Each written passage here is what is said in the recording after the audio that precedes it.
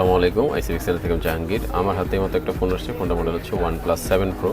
তো এই ফোনটা এক টেকনিশিয়ান ভাই আমাদের কাছে নিয়ে আসেন। এটা ডাবল সিপিইউ হওয়াতে উনি এগুলোর কাজ করেন না বিধায় আমাদের কাছে নিয়ে আসেন সরাসরি। তো আমরা এটা প্রথমত চার্জিং ভোল্টেজটা দেখব। ফোনটা অটোমেটিক বন্ধ হয়ে যায়।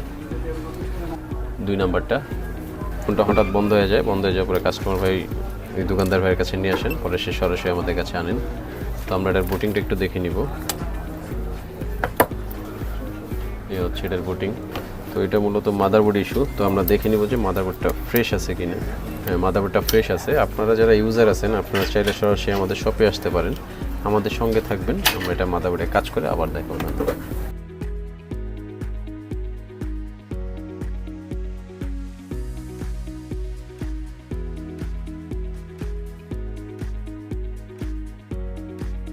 আমাদের মাদারবোর্ডের কাজ শেষ। তো আমরা এটা প্রথমত আগে বুটিংটা দেখে নিব যে আগে যেমন বুটিং ছিল এরকম আছে না চেঞ্জ হয়েছে। আগে থেকে বুটিং চেঞ্জ হয়েছে। তো আমরা এখন এটা সেট আপ করে চেক দিব। তো চার্জিং ভোল্টেজটাও দেখে নিব আমরা এই ফাঁকে। 2 নাম্বারটা 1.3।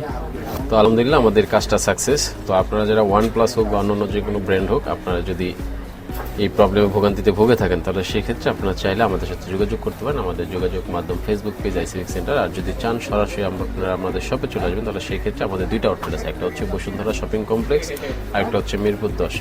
ধন্যবাদ আমাদের সাথে থাকার জন্য। আসসালামু আলাইকুম।